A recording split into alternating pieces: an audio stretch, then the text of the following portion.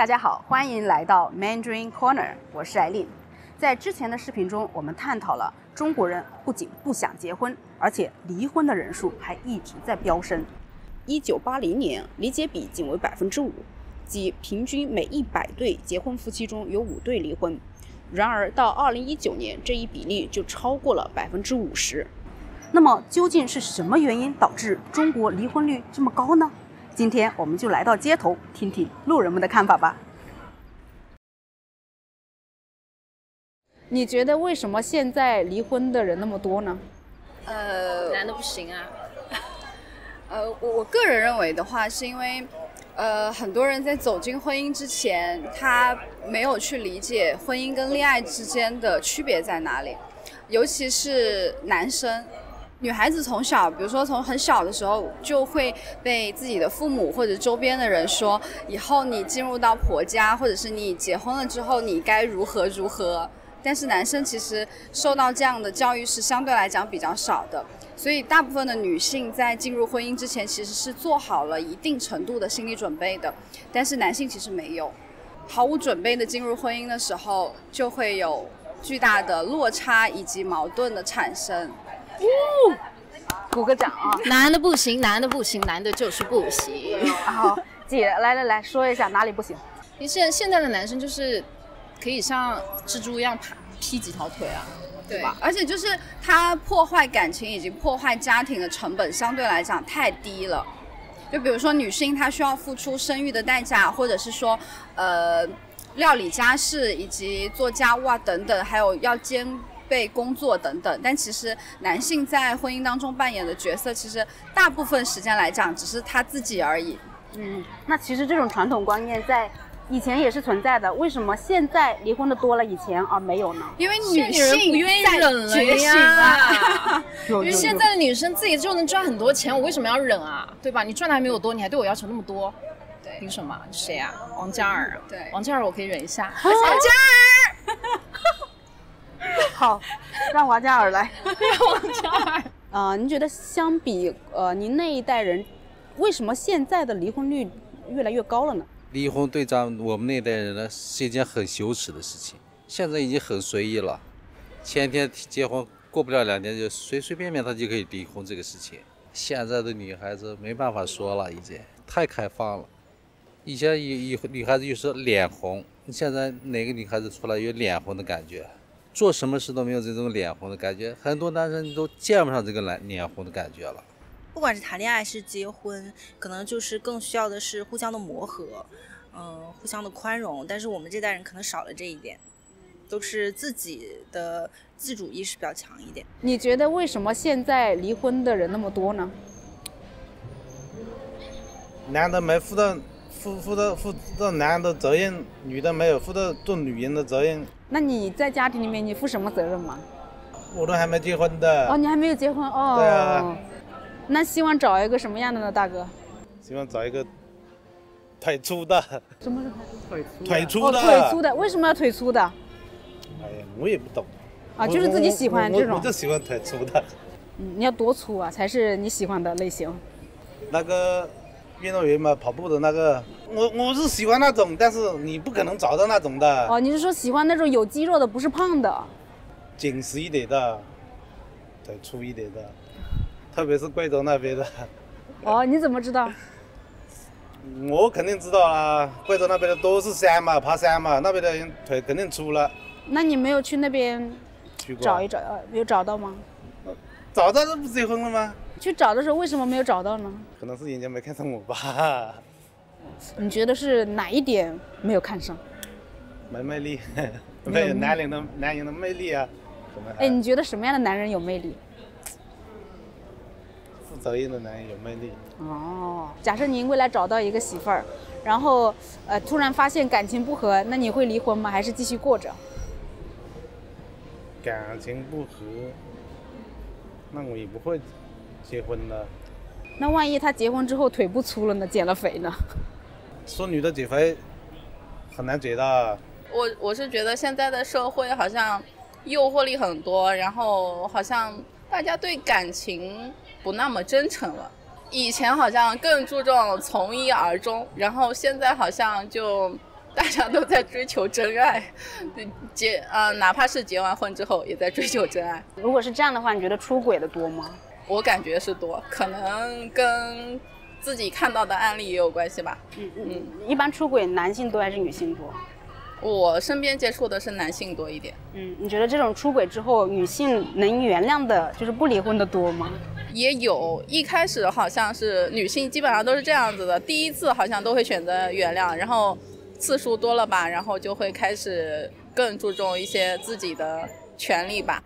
可能这个时代比较彰显自己的个性吧，然后觉得我比较重要，然后可能两个人生活在一起就有很多的不可避免，有很多摩擦，然后可能大家没办法去可能接纳彼此的不同，没办法接纳，就会可能大家就会越来越产生更深的隔阂，就导致离婚。对，我们这个社会比较没以前那么的简单了嘛，单纯了嘛，所以比较容易出现这种问题。哪种问题？就离婚率高的问题。对。你呢？那我继续问你。他可能不太适合这个话题。没关系，我继续问你，等会儿你可以换一个话题。可以换了，我觉得这个话题好沉重。这个不沉重啊。因为这种话题，我觉得好容易被骂。不会吧？你没有说什么呀？离婚的很少，就你没有去对吧？去攻击别人，为什么别人会骂你呢？因为有些人会觉得你说的东西观点不一样嘛。那让他们说呗，外国人看的还好。对，我们没有中国人，没有中国人。那可以说，那随便说。就是给他们。你这样说我就放心了。好，那你接着说，好，来吧。就可能现在的一个社会嘛，就女生要求也比较高嘛，有点钱也爱出去玩嘛。她不像我们父辈那个年代的人，就比较简单一点，从一而终嘛。感觉那一辈的人就从来不会想离婚，因为他们就会觉得离婚是一件就很不好的事情嘛，比较羞耻的事情。以前在村子里面，可能离个婚，这女的就会比较让别人会觉得比较那个嘛，比较丢人是吗？对，比较会被别人说。很多人邻居会讨论你的这个事情。那你觉得现在的女人如果离了婚的话，还会被人说三道四吗？没有以前那么夸张了。这个现在我们女生的独立性比较强，对，不会在乎男生的一些看法了。他大男子主义的话，我们是不会像以前那么容忍，那么隐忍，然后有权利独立自己出去工作之类什么的。我觉得他说这一点也是很重要的一点。现在女孩子会比较独立一点。以前的女孩子的话，可能都是只能依附男人，在家带小孩的比较多嘛。但是现在我感觉女强反而男弱了很多。现在很多男生还比较弱一些。在哪一方面弱？包括工作，对，赚钱的方面。因为很多你觉得这个会导致离婚吗？会，肯定会。这也是一方面，而且我觉得这方面的话还蛮大的，可能占30%。为什么男生赚钱比女生少了呢？那你要换位思考一下，如果你，比如说你一个月2-3万，你可能你觉得你老公2-3千而已，你可能会觉得就是怎么那么不上进啊？日积月累下来的话，你就会觉得就相互的就有点矛盾。你说女孩子会希望自己的老公比自己收入高一点？也不是说高一些，就是相对差不多匹配。对。我觉得吧，就是以前车慢马慢，一生只够爱一个人，就是寄个书信嘛，都要等很久才会就是拿到另一个爱的人手里。然后现在网络发展很发达，在微信上你可以同时聊好几个，就是这种感觉。我觉得可能个人意识觉醒了吧，可能还是大家都比较明白自己有个人的幸福要追求，不一定非得要绑架在这个婚姻里面。我个人感觉一个是性格上面的不符合，然后还有一个就是价值观上面会有出入。可能一开始觉得看到的都是彼此好的那一面，但是随着生活当中的鸡毛蒜皮的事情，柴米油盐酱醋茶，那可能很多就是彼此发现了不合，然后最终就会分开。我身边都会有出现过这样的朋友，说来说去都是因为家里面的很多事情、价值观的事情不合，然后就分开了。没有什么原则上的问题。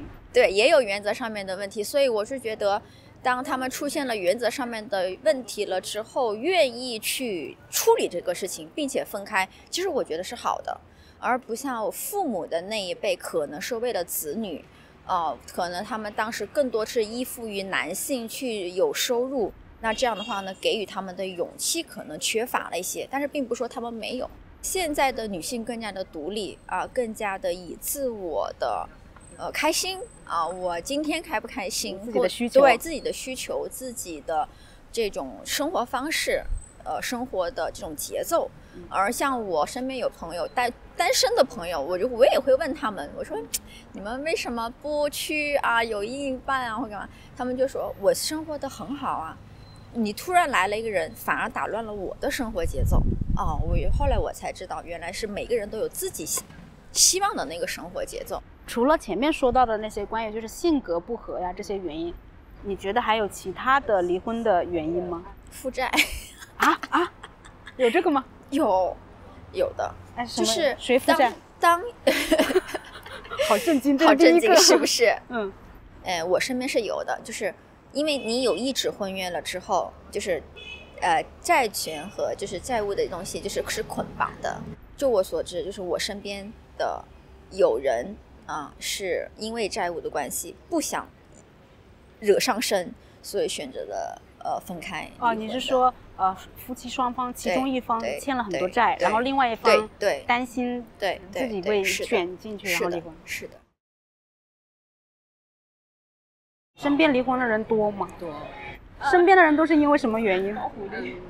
我认为在亲密关系里面应该是有情绪价值、情感价值，还有责任等等，所有东西是包含在内的。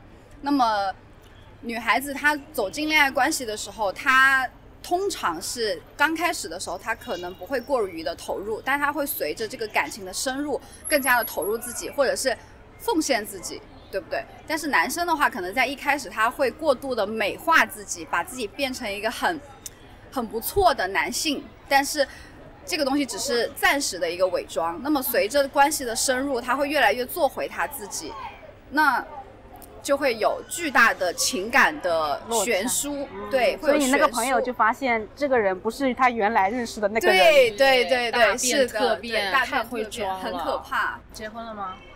我吗？还没有。不要急，就是考虑慎重，就是要慎重。对，就也没有必要说就是很消极的去面对这个事情，因为毕竟还是会有很好的亲密关系存在的，只是说比较看运气。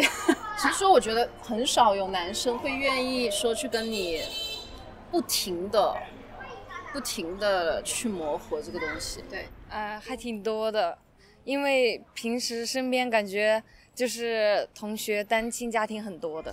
那你知道他们因为什么原因吗？好多就是在父母结婚的时候好像就是家里不太景气，然后就是孩子长大一点了就感觉母亲多半是母亲好像就去追求自己想要的那种经济生活，然后就希望嫁个更好的。对，身边有吗？就身边有小辈的人？太多了，已经没办法举例了。现在随便哪一打听都是随便都是邻家都这家离婚那家离婚，根本就没办法说。有。他们都是因为什么原因呢？就是两个人刚在一起的时候都挺好的，然后时间久了吧，然后就发现感情不合或者是性格不怎么合适这样子。好像我认识的没，因为我认识的结婚的都比较少，有的结婚的比较幸福，都是比较幸福的，然后剩下大部分都是没有结婚的。身边有多吗？不是很多，但是有。都是因为什么样的原因呢？两个人成长的路径不太一样了吧，就是认识时间比较久，你7、8年之后两个人都不是之前的人了，就现在这个渐行渐远。对，很多很多。他们都是因为什么原因？由于出轨的也有，说现在出轨率还挺高的，男女好像都差不多持平了。对，不光男性出轨，真的现在女性出轨也有。你觉得通常就是女性出轨，男性原谅的常见吗？不常见呀，大部分还是男性出轨，女性原谅的比较多吧。可能还有一部分原因是，就是女性还属于比较处于这个传统和这个相对弱性的群体，受道德约束好像会更多，就是这个女性出轨好像更难以原谅哈。确实，我身边有很多同事、朋友、同学，有很多都离婚了。你觉得一般是因为什么原因？有出轨的，是吧？对。因为现在女性这个现在出轨率也挺高的。对啊，女性现在女权主义也开始女权主义嘛，现在也崛起了啊，挣的也比较多，也不会比男的少，是吧？也不像以前封建时代的说女性是男人的什么私人物品，是吧？还有什么婆媳矛盾啊，也有一些朋友，我一些同事也是婆媳矛盾离婚的，就是那种婆婆跟媳妇住在一块儿的啊，处不过来嘛。假设你媳妇儿跟你妈妈吵架，你会帮哪一边？那我肯定帮我媳妇啊。那万一妈妈生气了呢？妈妈生气哄妈妈呗。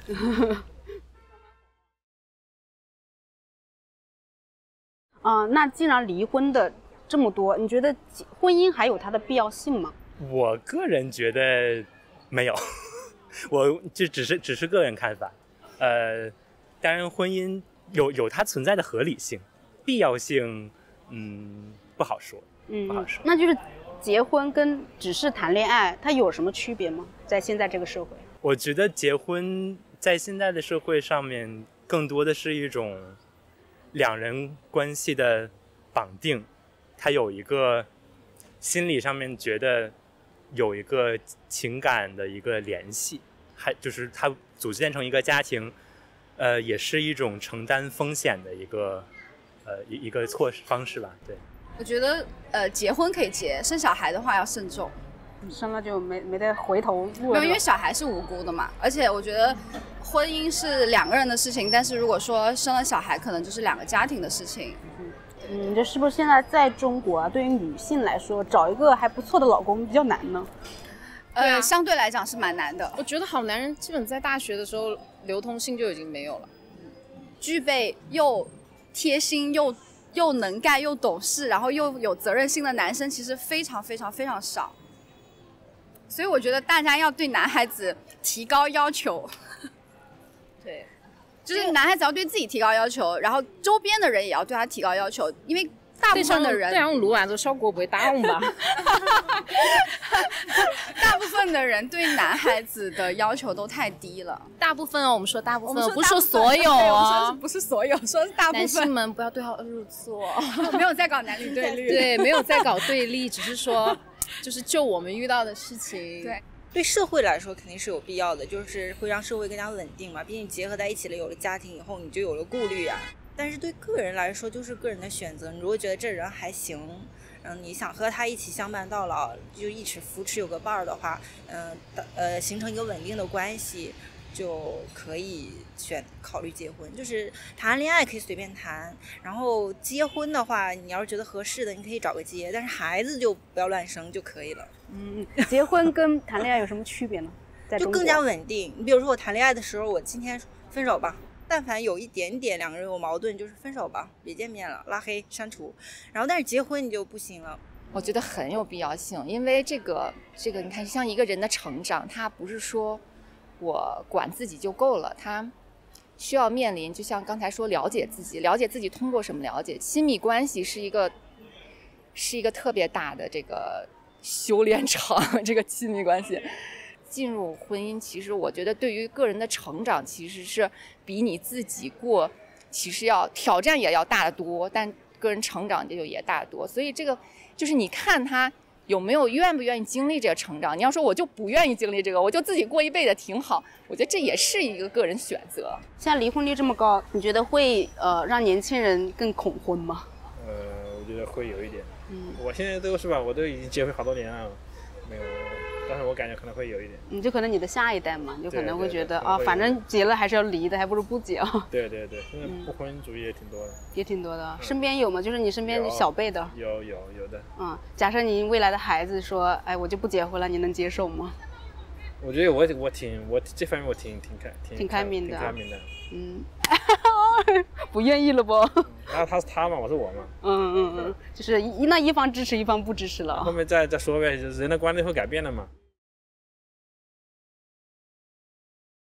通常这种离婚后啊，你觉得父母哪一方抚养小孩会对小孩好？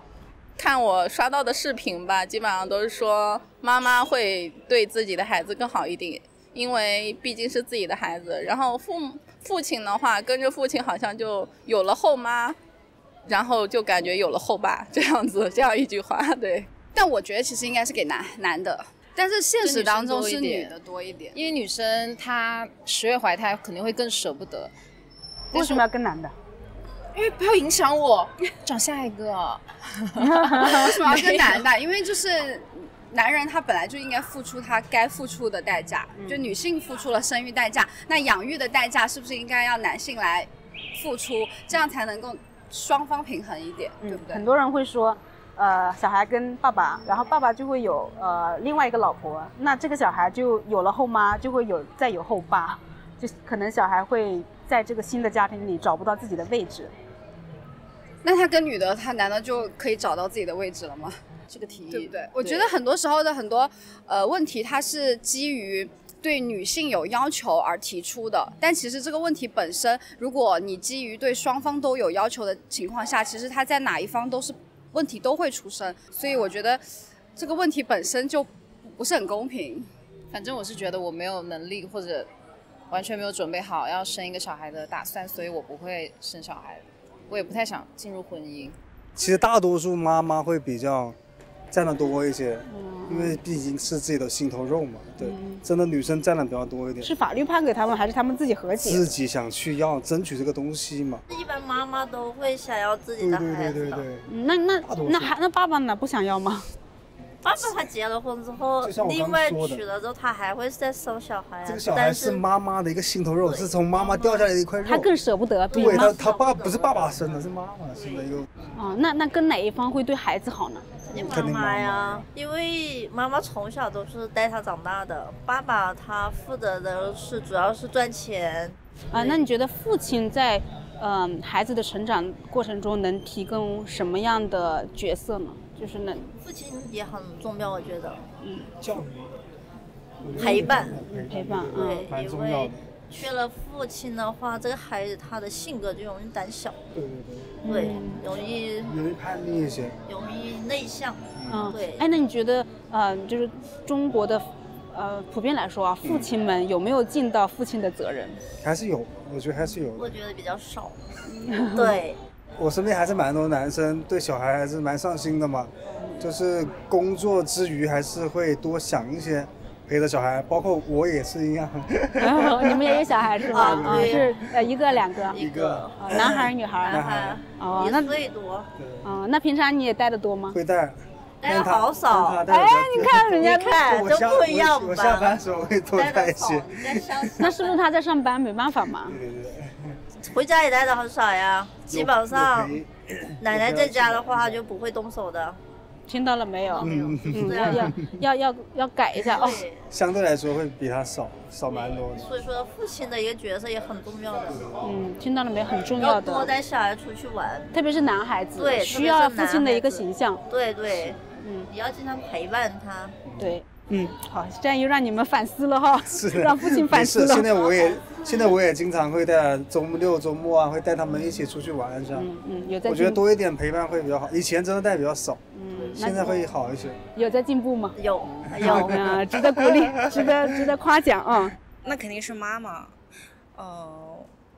对，我身边好像真的有一对儿，真的有一对就是重组的家庭，他就是他的爸爸带着一个儿子，然后那个后妈妈带着一个女儿，你就能很明显的感觉到，那个男孩子就是在家里边非常的小心翼翼、畏畏缩缩，反正就是可能跟着爸爸的话就有后妈，在后妈眼皮子底下生活肯定是不太轻松。对。你觉得离婚对小孩影响大吗？这个不是一个大能够概括的，是非常非常非常大。就是有一句话叫做一个破碎的家庭很难有一个完整的灵魂。总之离婚对一个小孩子的影响是非常非常非常大的，他用一辈子都没法弥补，这个孩子的性格呀为人处事啊都会有非常大的缺陷。长大以后就是没有办法去改变的，因为我父母从小就是离异的。那你觉得你父母的离异给你带来什么方面的影响吗？最大的就是自信和自卑的问题。就是你从小在缺爱的环境下长大，你就是长大以后你就不自觉的去自卑，去很小心翼翼的看待就是和人相处。但是像那种幸福家庭孩子长大的，他就是非常大方，落落大方，非常自信。假设啊，就是您的父母当时因为你没有离婚而互相忍让，你觉得是离好还是不离好呢？从我的观点，因为我虽然没法倒流，我知道离肯定是对我产生非常大的伤害，所以我现在选择不离。